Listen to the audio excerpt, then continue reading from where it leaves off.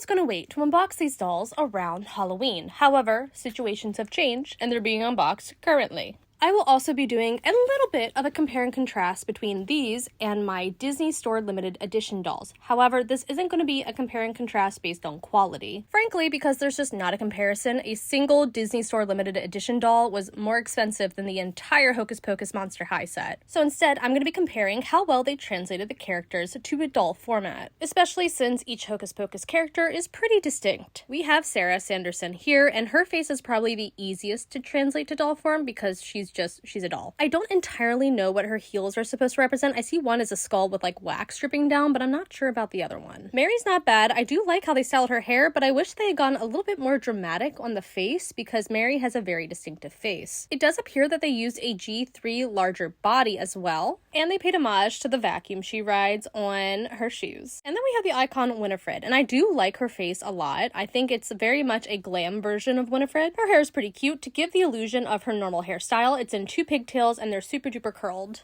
I do think she got the best makeup, and I forgot to show this, but Winifred and Mary have kind of like almost claw-like hands. She's got a headstone on her shoe, and there is like something on it, but even in person, it's really hard to tell. I want to say maybe it's Billy's grave. And of course, we have her stone figure at the end of the movie, and they come with Binks. Now we get into the Disney Store dolls, and part of the reason I'm comparing these is because I have them and I want to show them, and I don't have a chance to very often. Here we have the Disney Store Sarah doll. One major difference you're going to notice between the Disney Store dolls and the Monster High doll is that Disney wanted these dolls to look like they literally stepped out of the movie. It's supposed to be almost like a one-to-one remake. Whereas Monster High is more of a looser interpretation, which I think was smart on their part. One thing I do love that Monster High did is that with Mary specifically, she's supposed to be a little bit larger.